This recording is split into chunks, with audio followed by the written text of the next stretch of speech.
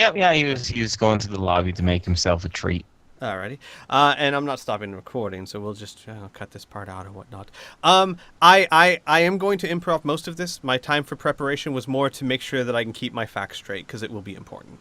That's fine. If we have to, I have returned. Um, Hi. did you like how I spent my turn, by the way, Finn? I did. To I saw that after the battle or the battle. I battle. I was I'm really glad that that worked. I was I'm really glad you so let that work. I was so pleased with you guys because a lot of the ideas you had, like it's a difficult thing as a GM because I had set it up to where if you walked right past him, nothing would happen. But then again, that's not going to be your first thought. It's not, No. who's going to do that. So that was kind of the thing. If you attack it, it locks the door and you have to beat it. So that's what I had set up first. And you guys were coming up with these great plans that I knew were doomed to failure. And I was, as a GM, sitting there going, okay, I like that they're really trying something. Now, I don't want this to be like an instant success with those plans, but I do want to find a way to keep this, reward the effort. And I was sitting there trying to think, and then you guys just kept going, and you kept going, and then you came up with something where I was like, no, that's so off the wall, out of the box, and would work so well. Screw it, it's done. They did it. I'm glad. Yeah, that was I a good plan. And it was Thank yeah, you came up with it. I couldn't remember. Yeah, I mean, headache. so humble, but no, that's okay. That's okay. But yeah, no, I don't. I don't know. I think that's what I like about pen and paper games the most. People always, there's these things out there like, what kind of GM are you, right? And what kind of player are you?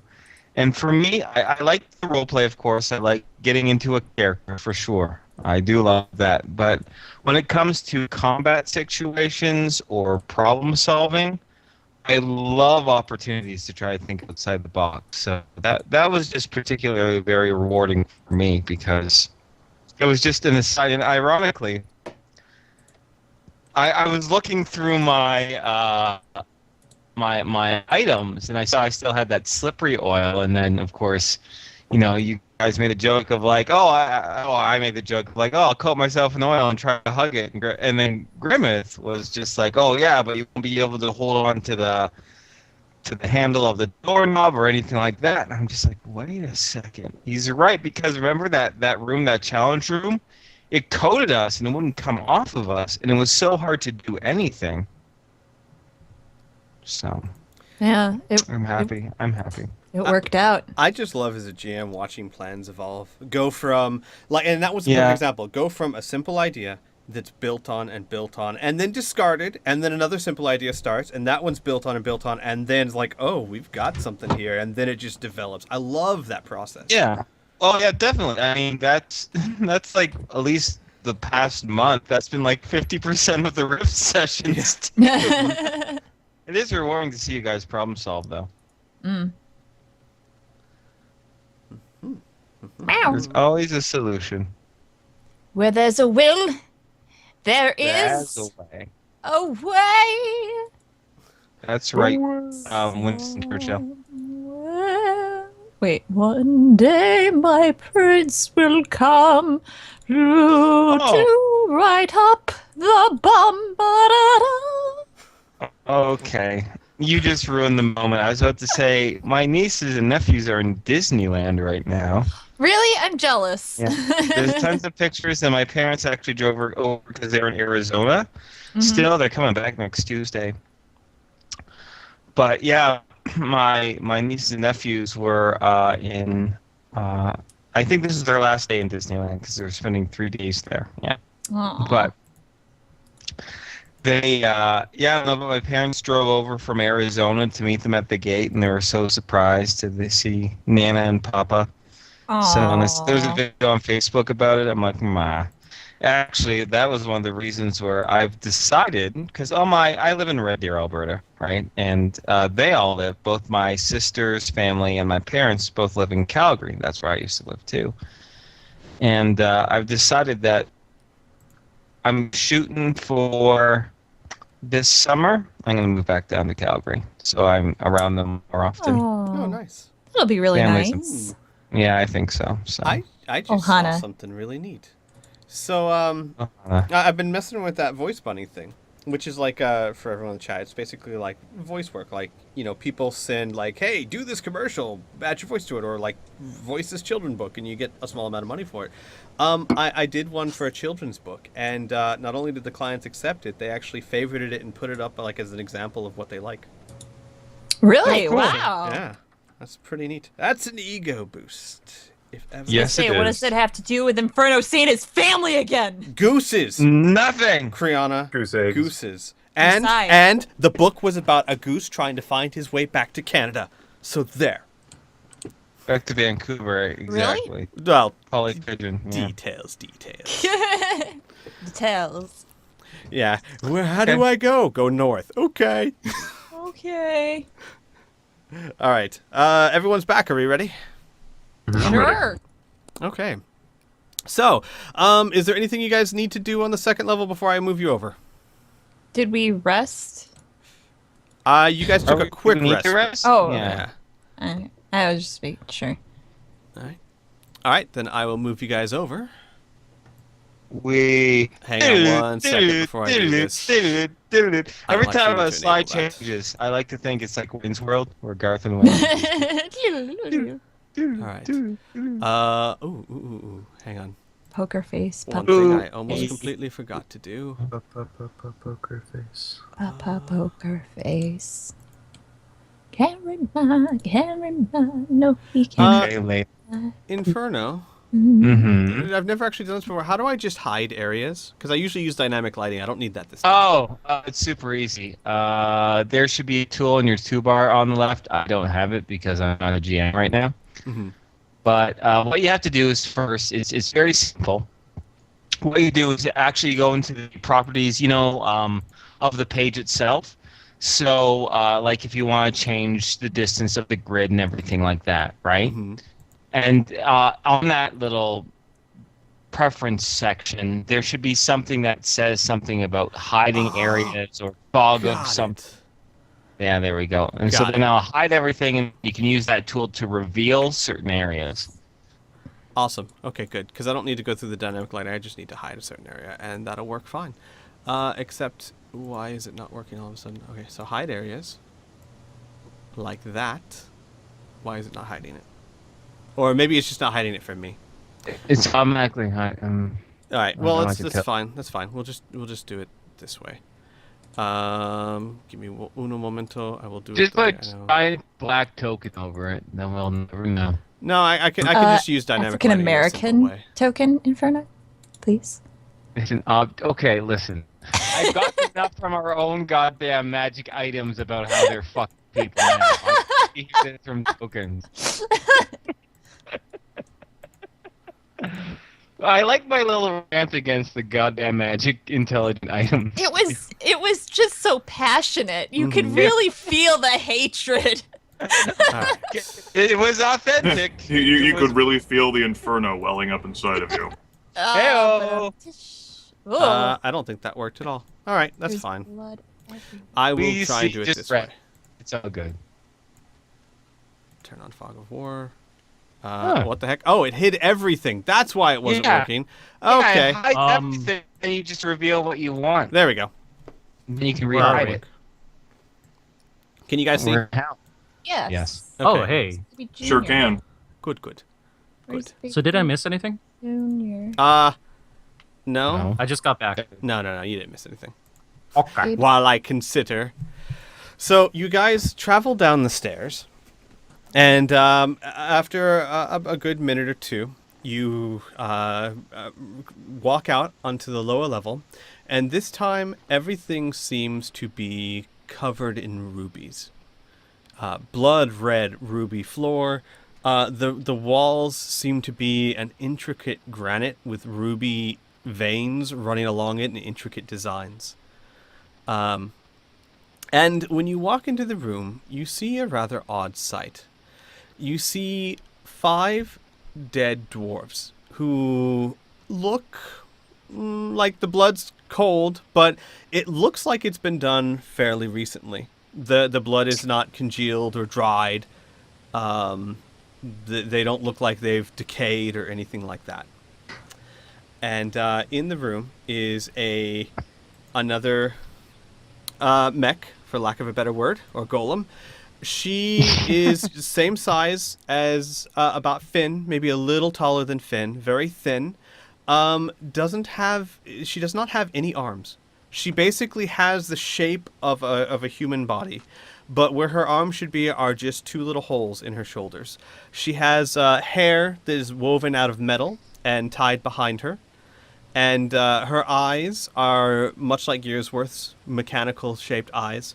And when you come down the stairs, she walks up to you and bows deeply and says, "My name is Girahime. It's a pleasure to meet you." Hi. Finn looks around uneasily. She goes on, she says, "Forgive me if this startled you, but this is your last challenge." I take it, and Pearson will gesture to the dead dwarves. These individuals did not meet the challenge? They successfully completed all of the challenges, except for the choice that you will be offered should you complete this challenge. They died some time ago, but we have preserved them the way they were when they fell, to exist as the challenge for the next group, which is you. You have proven yourselves as far as your strength and your intelligence are concerned. Now, I need to know that you can see what's really going on. These dwarves were a party of adventurers much like yourselves. They made it all the way down here, which meant they were strong and brave and worked as a team. But when they were offered the choice at the end of this challenge, she turns around. This was the final result. Your challenge is to find out what happened, how it happened, and give me as much detail as you can about what took place. And then, should you succeed, you will be given the same choice. And what choice is that? She shakes her head. I am so sorry, but that choice will not be told to you until you are ready for it. But rest assured, it was enough to tear apart this group of adventurers. Perhaps, if you learn more about what happened to them, you may learn more about the choice in front of you. Pearson looks at this golem and he says, "What race am I?" She blinks and looks at you and... You're a dwarf, aren't you? Yes, of course. I just wanted to make sure. She nods. She goes, I hope that answer was satisfactory. It was. Thank you. And with that, she says, I have only one piece of evidence to offer you to help you. It is the journal of the man in the corner there. And what you see briefly, without taking a deeper look into things, what you do see is you see there are, as you can see, the bodies are placed where you see them on the map. There's the two bodies at the front, the body of a mage or a wizard. They're all dwarves next to Girahime. And in the corner is the unusual sight. There is one dwarf who is sitting down in the corner, holding another dwarf who looks like died in his arms.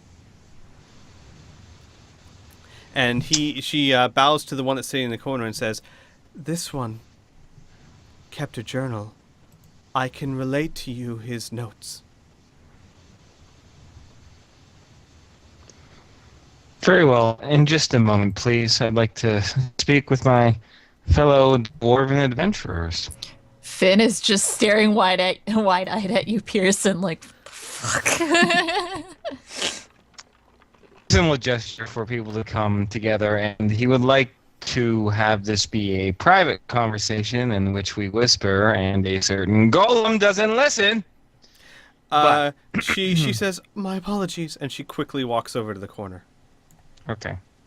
Thank you. And Pearson will relay, the potential for the prize is great. Of course, that's the reason why we're here. I'm a little concerned, though. No one freely gives up their life unless it's for a good reason, or the choice that they're given is dire indeed. Do we want to even continue with this? Well,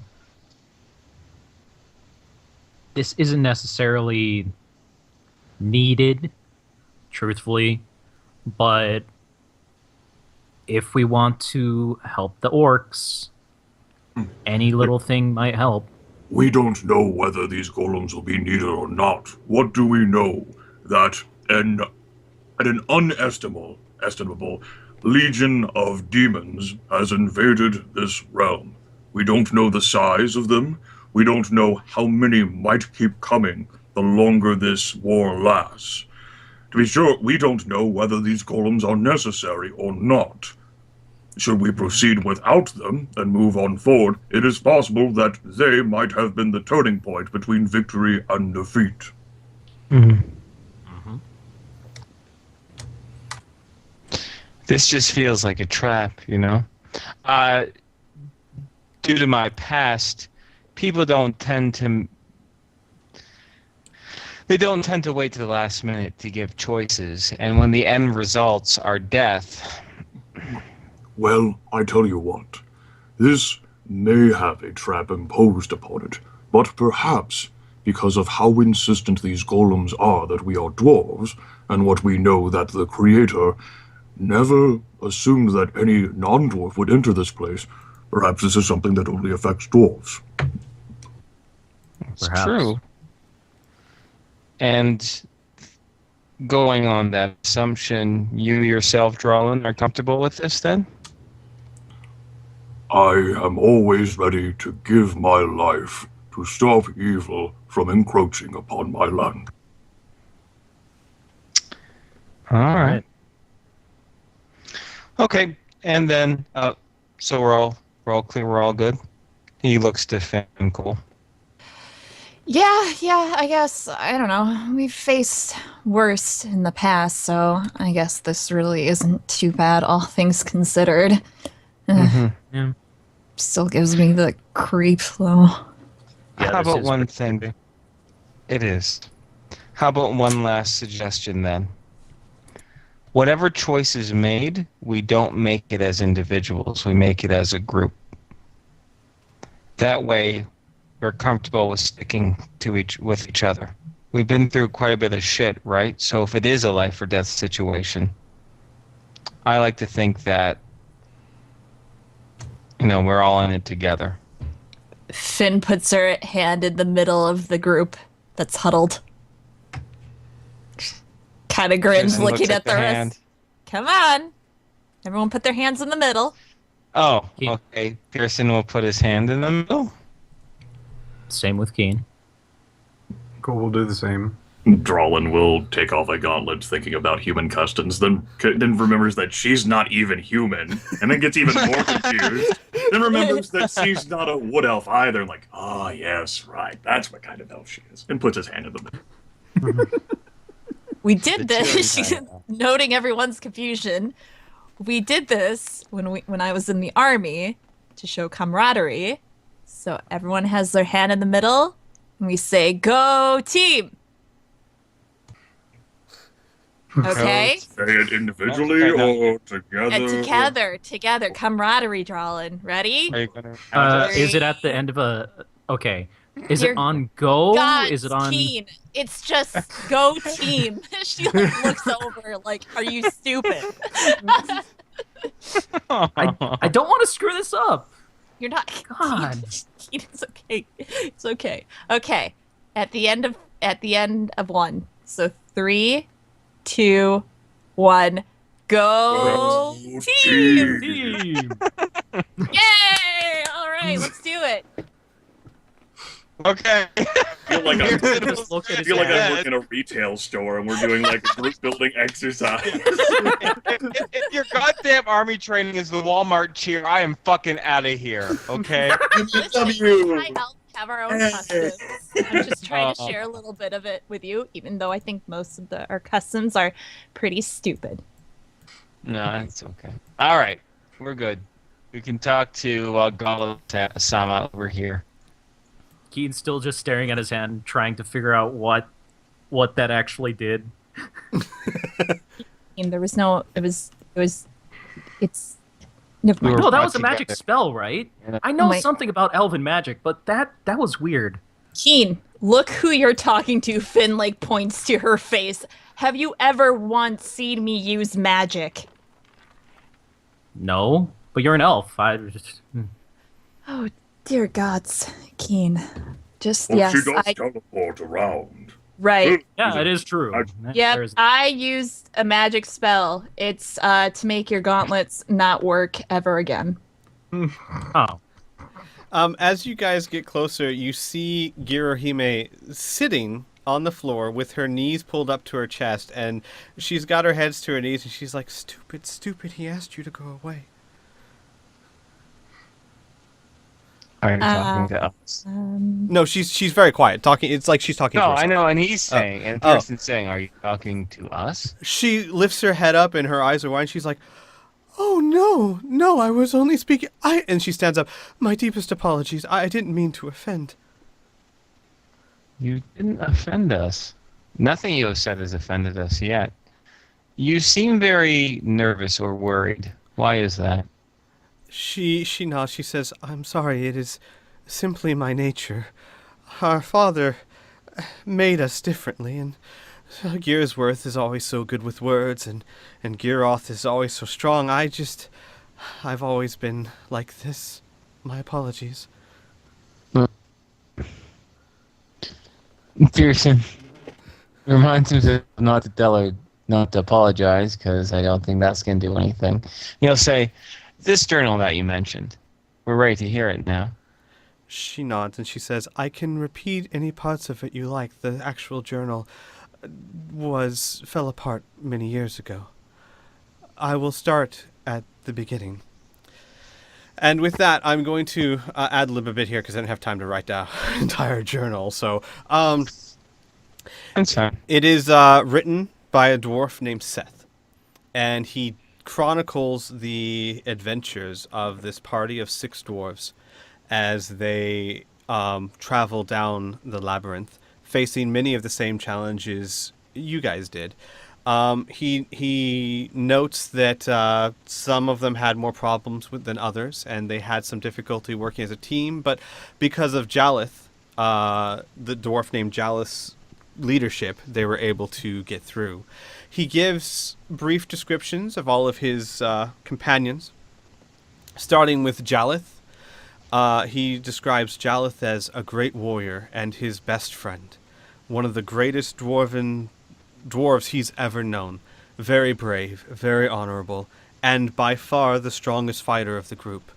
He's known for the spiked pole that he carries with him, an odd weapon for a dwarf, as it is made purely from metal and is nothing more than a rod that is sharpened at the end. And he is famous for the weapon and the odd, strange wounds that it leaves on people, which is like a perfectly circular hole. Next, he describes himself. His name is Seth. He does not hold himself in high regard as a dwarven warrior. He is here because Jalith is his best friend, and Jalith convinced him to go along this adventure together. He tries to help out as best he can, but does not have the most self-esteem in his abilities. He goes on to describe Jakal as a rather bitter dwarf who always seems dark and gloomy and upset, and is the most confrontational of all the dwarves in the party. He is along only for the money and reward that could be offered, and he seems a bit cowardly, if incredibly intelligent. He will often find ways to be at the back of a fight, And then he goes on to describe Talon, Jakal's friend. He states that while they seem to share similar characteristics towards each other, they seem to be as thick as brothers. But Talon also is there just for the power and the glory, if he is a little bit more brave than Jakal is. The fourth one he mentions is Shella. Shella is a quiet dwarven mage who has a very soft and pleasant demeanor, but is also very timid, and it is very easy for the other dwarves to convince Shella to do whatever they ask him to do. Then he mentions Targoth. Targoth is a paladin. He is very much into truth and justice and believes that their cause down here is right. Follows the law, believes in finding the truth of things, and striking down evil. And last but not least, Florrock is the young squire to Targoth. He's a very young dwarf. He's very bright-eyed and optimistic and all but worships Targoth. And he is, for the most part, a pleasant dwarf, if a bit naive.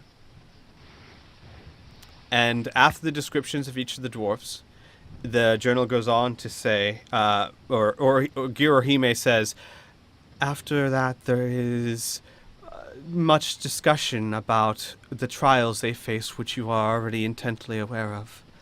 They came down here and faced their trial here, which was similar to what you face now, but for obvious reasons I fear I must skip over that part. And then he gets to this entry. And she starts quoting Seth's words exactly. I cannot believe they would force us to make such a choice just to wield them. Who would accept such a thing? I felt for sure that the party would simply turn it down. Nothing is worth that kind of sacrifice. Or at the very least, I thought one of them might offer. Unfortunately, what happened was bickering and squabbling about who should or what should be done. We've been down here for 3 days. The golem Girahime has been very pleasant to us, offering us food and beds in the next room as we try to make our decision. But I fear that things are not going well. Jakal seems to get more and more bitter as the days go by. And then she stops and she says, that is the last journal entry until the final one, which reads as follows. They say he killed him, but that's not possible. Not my friend. I don't know how they all turned on him, or why they wouldn't believe him. They slaughtered each other. All of them. I'm the only one left. And then my friend Jalith is dead, succumbing to the wounds that all of them gave him. I will not leave his side. This will be my last entry. And with that, she stops and she says, if you would be so kind, please determine what happened and how.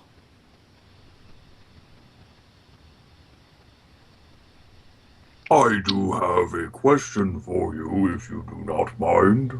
Girahime nods. Anything. You said you preserved these bodies so that we would have them to see whenever we came down here, or the next group of adventurers, correct? She nods.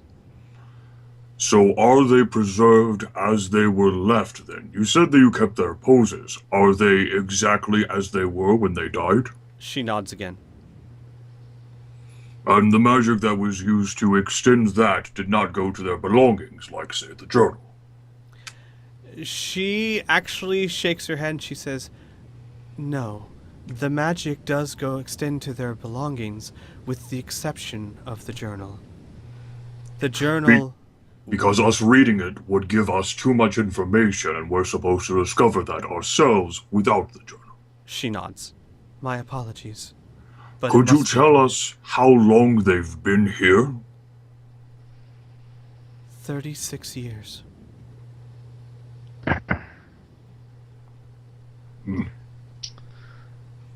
Pearson posits an idea.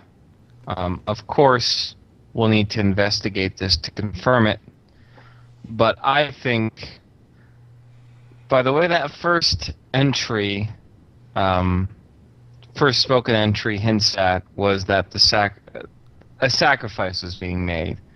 Probably a blood sacrifice in order to wield the rod. Someone was going to have to die. They squabbled about it, and they decided to choose somebody. They ended up killing each other, with the exception of that man who died alone in the throes of his friend that perished. However, all we know right now is what was in that journal, and if I do know anything about a journal, it is that it is written from a perspective, and someone might lie to a journal to either lie to themselves or to lie to people who find it in the future, so that they may look better. Good point. Girahime will nod, and she will say, "That said, there is much truth in your companion's words. However, I fear that you must be more specific. There is a dwarf in the room," and she points her head towards the door behind you. "There's a dwarf in the room there. I can tell you that he was the first to fall. Can you tell me who killed him and how?" Okay. My big concern isn't unraveling this mystery. My big concern is if there's a blood sacrifice, do we want to do this or not? With all due respect, we cannot. We should not die. Pearson, we can hear the choice for ourselves. Tell me, if we don't successfully deduce how these individuals died, can we still just leave the dungeon and return to the surface? She shakes her head and says, "You misunderstand. This is not the type of challenge that has a right answer and a wrong. It is completely possible for you to come to a wrong conclusion, but still convince me of the wisdom of your words. However, that said, you are more than welcome to leave at any time. There is nothing down here to harm you beyond in this challenge." In that case, Cullimore, there is no harm in us staying here at the very least. Should we figure out what the choice is, and as a group decide against it, then we may leave. Let me just abstain. Very well, if that's how things work out to be. Before we venture into the next room, perhaps we should investigate these bodies here for any... I don't suppose you could name them for us, could you? She nods, and hang on, I can actually, let me put some text over them. Sweet! Label these bodies, yo. Alright, give me a second. Thank goodness. I can't keep track of all this. It was either that, or we were just going to have to deduce them based on their trappings compared with their personalities as depicted in the journal and their professions. Alright, yeah, I won't make it quite that hard on you guys. Alright, so what is something that's easy to read on red? How about blue? You could go with white, or an off-white. Yep. Yeah, that'll work. Alright, so... Yeah, not blue. Oh my god, my retinas. Not blue. Alright, there we go. My retinas! My retinas, you said nothing will bring me harm except for us. Lied, you bitch! Alright, the one lying in the arms is Jalith. The one in the corner is Seth, the one who wrote the journal. This one... BFFs. Forever. Right. Shella? Shella? I thought that might be it. Let's what see happened? here. There we go. Shella, is Are this you one gonna guess? Jagal? This one is correct. Either Jakal, Jagal. yeah. Let's see here. I've known those two for the corner individuals. As for that one standing there, considering how armored he is, I would figure he's either Talon or Targov, and I would go with Talon. Yeah, me too. Nope. He is Targoth. Okay. That means Talon then, and then Forok are elsewhere. Oops. Did I? 1, 2, 3, 4, 5, 6. Oh, I made 7. Ha ha ha. I was wondering about that. Yeah, give me a second. You know what? Actually, we will erase the young squire because he's unnecessary. And I didn't put him on the map anyway. I am sorry. I thought I had 7 bodies there, so I made 7 profiles. It's not important. But yes, Talon is not in this room. That means that Talon then is in the other room, and then he was the one who died first. And basically, all the doors are unlocked. You guys can go into each room as you wish. You can explore these rooms as you wish. So that is that. All right. Well. Oh, I wouldn't mind at the very least. Obviously, skill checks are necessary, but at the very least, determine how each of these bodies died, if that's possible, if that's feasible. If there is a violent sign, outwardly sign, I think Pearson might know about. He does have 100 ways to kill a man as a skill, after all. Absolutely. I'm going to ask you guys as a group what you prefer. You are not on the clock, so if you want to roll skill checks for this, or if you try to do something unusual, I will make you roll skill checks for this. However, considering, like, for example, if you wanted to inspect the bodies for wounds, if there's wounds there, since you're not in a rush, you would either find them, you know what I mean? Or, I don't see the point in making you roll 16 skill checks. So sake of rolling. Okay. So if everyone is comfortable with that, I will stick to skill checks if you're doing something unusual. Okay. Or if something, for whatever reason, is incredibly hard to tell. All right, do you want to go just from person to person then, yes, homie? Yes, and this is not hard to tell at all. So, Targoth has 2 circular, almost perfectly circular holes in his chest. Chen Chen. Okay. Jagal. Jakal has a circular hole all the way through his throat. Chen Chen Chen Chen. Sheila. Shella has a... I think I mispronounced all these words, so fuck you. Shella has deep gashes in Shella. And Dwalin, you would know this maybe a little bit more. Pearson, you could probably tell us too. But these are the kind of deep but not long wounds of an axe, as opposed to, say, the shallower but longer wounds of, say, a slashing sword. Gotcha. And Someone where are these asked deep him a gashes? question. The deep gashes are almost cut Shella in 2. Okay. Gross. All right. Yalith. Yalith has an incredible amount of wounds on him. Some of them slashing, some of them more axe-like. A few crushed limbs that might be that of a hammer.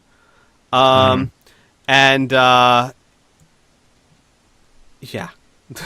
He's messed up. Does Seth have any wounds? I don't think he Seth does. has... Actually, the only wound that Seth has... well, he has minor scrapes, several wounds, but nothing that would be lethal. The biggest wound that he has is his left shoulder. His armor is blackened as if it was seared. Interesting. All right. One last thing. Weapons. Did any of these guys die with weapons on them? Yes, they did. All of All them, right. as a matter of fact. Let's start with Targoth again. Targoth has a sword. A double-handed greatsword. Oh, great sword. Okay. Jakal has an axe.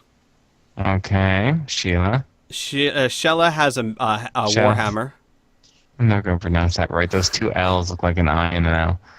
Sorry, what does Shella have again? A warhammer. Warhammer. Warhammer, okay. I'm Jalith? writing all this down, by the way. Jalith Oh, has a rather long iron pole that is very thin. It looks almost like one of the haft of Cole's javelins, except it's it was longer. described in the journal entry. Exactly. Yeah. And instead of having an arrowhead or a head of a javelin, it's basically just sharpened into a perfectly circular point. Gotcha. Yeah. Seth have anything on him? Seth has a shield and an axe. Okay. All right. We need to see the body of the other dwarf. Agreed. All right. Where did you say it was? In this room or in this room? Girahime actually goes over to the door and she says, "It's this room here. I can give you some information that The mage, Shella, and the paladin, Targoth, stayed in this room here. The room to the south was where Jakal and Talon stayed, and the room to the east is where Jelith and Seth stayed. Stayed as in slept here? Yes, they waited here for 3 days while they pondered their choice. So Jelith and Seth was east, Mm-hmm. Shella, Targoth west. Who was south again? Jakal and Talon. Mm-hmm. Okay. Which means that, in that case, that means that Talon ended up dying in a room in which he did not sleep, while everyone else is Yeah. dead in the middle. Yeah. Mm-hmm. Okay. In where do we go? Oh, All God. Give me a sec. Give me a sec. Yeah, Yeah, not we'll have to- right. not dynamic lighting this time. As he noted, we don't have dynamic lighting here, so he Yeah. actually has Oh to my reveal the fog. God, There you go. We're all going to die. Okay. Oh, hey, Talon. Oh, you're so close to dying in your bed, but you didn't. Well, That's someone- not That's not his though. Yeah. I know. Dying in a bed. He peed on it. Someone farted in his pillow and gave him pink eye. Okay. Oh, Talon, God. wounds and weapons. All right. Talon's weapon is a large axe. You see on his body, not much of his gear, but he carries with him his axe. In his back, is a perfectly circular hole, very reminiscent of the ones in the other room. The only other thing to note is that there is a puddle of water underneath Talon's body. Mmm. Pearson just had a thought. Wait. I'm seeing common wounds here, right? Which means one or maybe two people here have been doing most of the killing. Maybe I was wrong. Targoth, Jakal, and Talon both have wounds from Jalith, whereas Jalith in return received multiple wounds from multiple individuals. Yeah. But before I was thinking that perhaps the big question was a blood sacrifice, right? But as Jalith pointed out to me, these guys probably would have had an option. If no one wanted to sacrifice themselves and decided it wasn't worth it, they would have just left. What if the option was this? Only one of them could ever wield it. It was greed and lust for power that killed them. That would drive a man to murder. Trust me, I do know Oh that. yeah. These two are where Shella and Targoth slept. Is there anything around the bed to indicate any sort of belongings that were left here where they slept? Squeak. Yes. There are, by each bed, there are packs. You can tell that in the first room, pretty much the only thing that most of those people have are their armor and their weapons. In this room are canteens, grappling hooks, adventuring gear, backpacks, the like. Okay. Is there anything which stands out from standard, like, traveling gear? Something that would, as a long-time adventurer of over a century, be like, you wouldn't make immediate use out of this. Who needs a photo of family, right? There is nothing to note in their gear. Okay. However, there is one thing to note on Talon's body, since you guys are searching gear, Yeah. All right. which is a small note. Okay. The note does not have a name on it, but it says, "It is time to force their hands, my friend. Meet me in..." Oh god, I'm forgetting the names. "Targoth's room tonight.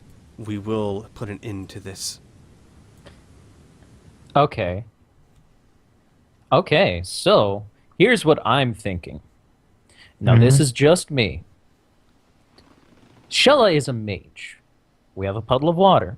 We have a circular wound. We have a note that could very well have been from Shella. And asking him to meet Shella in Targoth's room. Okay. What if Shella killed Talon to frame Jalith so that everybody would turn their attention to Jalith. So that they could possibly try and get rid of all the competition so that they would be the last one standing. However, Jalith was able to... Jalith maintained Jalith maintained his innocence, in which I think the others, more than one attacker, killed him. Yeah. So I think he was framed. I think murders happened and then he was framed. Or, more likely, he was framed first, murder, and then the murders happened, right? Because there's only 6 dwarves here, right? Yeah. If half of them are killed, and one of Jalith's friends wouldn't lay a finger on him, or so he says, that means only one of them could have done all those wounds to him, right? Which isn't the case. If we're going with the order of it, I think they all ganged up on him first, and then lives started being picked clean. I think it's too soon to make a determination. Why don't we walk through the other rooms, counterclockwise, ending with the room up north where no one slept? That way we can perhaps find other bits like this. Good point. That makes sense. Gear Himenoji says, "My apologies. The doorway to the north is to the room holding the control rod." So we cannot so go in there. All right. She nods. Yeah. All right. So, to the south. Oh, yeah, clockwise. That's right. All right. Counterclockwise, Let me whatever. reveal an area. Reveal! Huh. You find a room much like the room you were in before, and much like the room you were in before, you see most of everyone's belongings still strewn about. This room is a bit messier. The liquid sustenance is just kind of sploshed on the ground. There are several mugs that are tipped over, several water skins that are empty that don't smell of water. The beds are completely rumpled and unmade.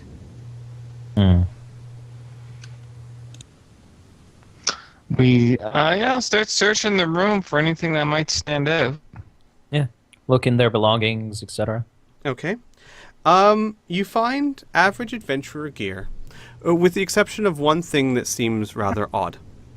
It is a metal cylinder of a sort that has a cap on it. And when you unscrew the cap, you see inside that there is a space to hold something.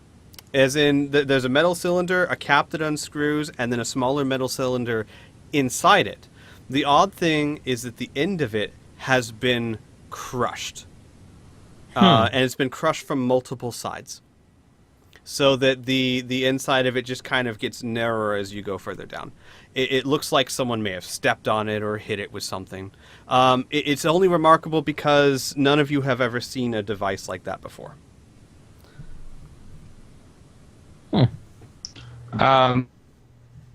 Pearson will point to it and ask Drolin, does that look familiar to you at all? Actually, I'm sorry. I shouldn't say none of you have. Drolin, can you give me let's do a memory check. An intelligence plus your background as a dwarf, whichever you think would fit. Well, then I suppose my Moonhelm royal background, I would have seen a lot of things around the Dwarven court. If one of those would have been involved, perhaps on a noble or someone who might have been at the court, then I would at least use my background to attempt to ascertain that. I think that's perfectly fair. Okay, let me go ahead and give you a 1d20 plus 6 my level, then plus 5 for my background. Okay. You have seen it before.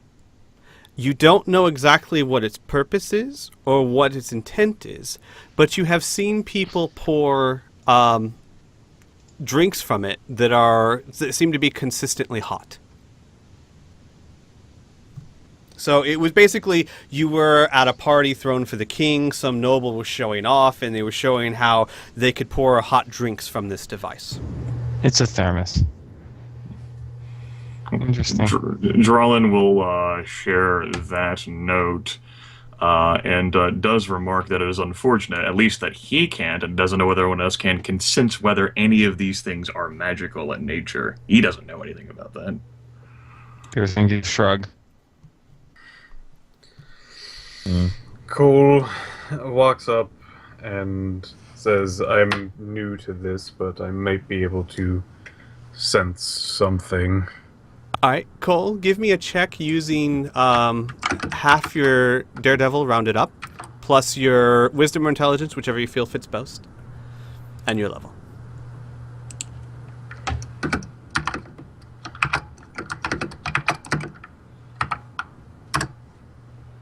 Okay.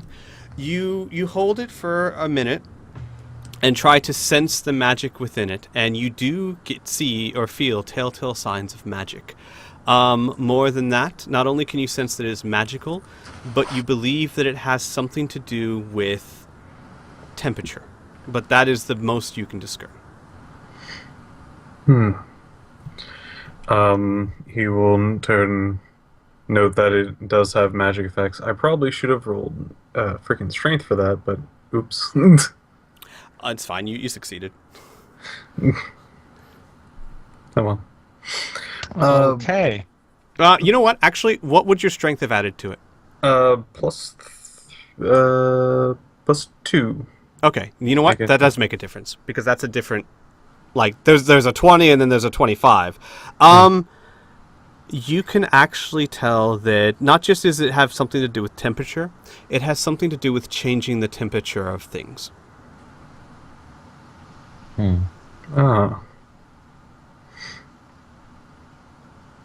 So I would note that this probably will change the temperature of things, probably within it.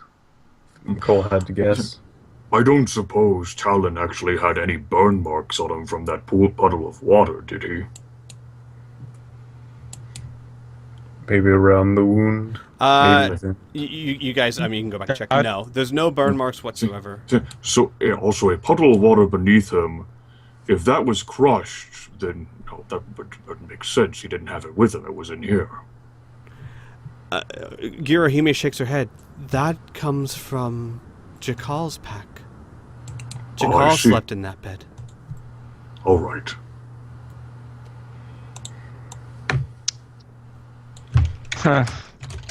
Hey, is there ever winter in? I'm just not too sure of the seasons, but did White Bridge, did it ever have winter snow? Yes. That whole Oh, thing? yes. You're Absolutely. thinking like the puddle of water could have been like an ice thing that caused Yeah. That's what I was thinking. That's what I was was- thinking in the very beginning. Yeah. Some kind of And like, Pearson would voice it. yeah, just a pole of ice that was left there to melt. So that it would look like... Pearson would. Yeah. Go ahead. Pearson would just tell a story about he heard old. It was old rumors of a man being killed by an icicle through his eye, but he never saw it for himself. But that's all he'll mention of it. Are there any effects such as writing tools or utensils within this room, Squee? Yes, there are. Okay. On the table, there is an ink holder and a quill. Okay. Is there possibly among the traveler's belongings anything that is actually written, such as like notes, maybe like someone's writing shorthand, like we went into this room and found this, something of that nature? Yes. You'll find in both their packs in both packs you'll find a letter to them basically stating that they owe a large debt to unsavory people, and each one has a different amount of debt on it. Also in Jakal's pack, you see a note scrawled that is a list of basically debtors to pay off. The idea is it's hastily scrawled, but it has like a dwarven name, and then it says, I owe this much. And then beside each one, there's little comments like, when I get this money, I'll pay them all off and screw them. So what I'm interested in doing is that as Drullin's time as a royal bodyguard, confrontations and concerns with the nobility were not so much face-to-face as they were intricacies in power plays between various nobles within the court.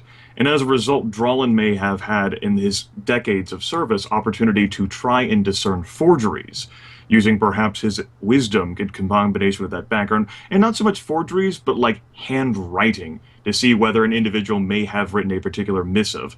In this case, the note that was found on Talon in combination with Jakal's handwriting there to see whether they're one and the same. By all means. Alright, let me go ahead and do that. 1d20 plus 1 plus 6 plus my wisdom modifier, which let me check to confirm is that.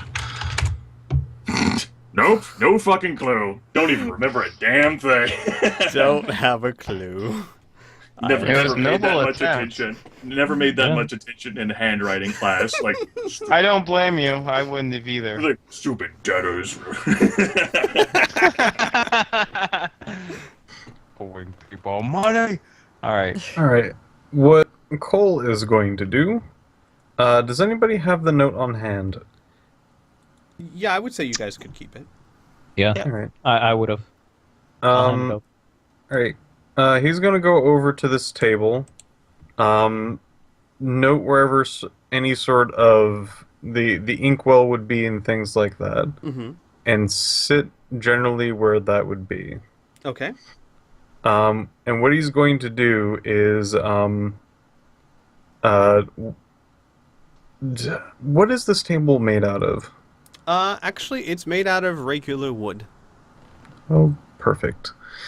So what he's going to do is he's going to generally place it sort of the note where he thinks it would be generally, like where somebody would write it. And he's going to lift it up and he's going to actually trace his finger around and look fairly closely to see if there's pretty much the same words or certain markings down on the As in, table. did it leave an imprint? Yes. The indent. I would consider that a perception check. So, what do you normally? I would say tracking. No, do you still have tracking? I still have tech. I would say tracking would be very useful in that kind of thing. Plus your intelligence or wisdom and your level. Would I? All right. I was gonna say, since I'm using sight and feel, would dexterity be appropriate? Sure, I'll give you that. Yeah. And level. Okay. Okay. You are there, and you feel, and you feel, and you're about to stop, and at the end, you see you feel what feels like the indent of one letter, and you trace it, and it is the last letter of the note. So it's not like you don't see the whole indent there. That letter could have come from anywhere, but it is the same letter that is at the end of the note, and it is about where you were looking for it. All right.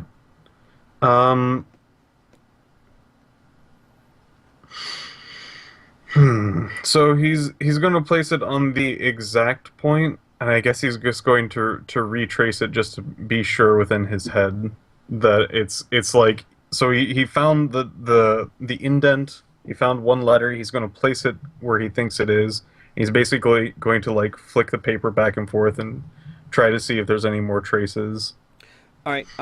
Give me the same check with a +2 modifier. Okay.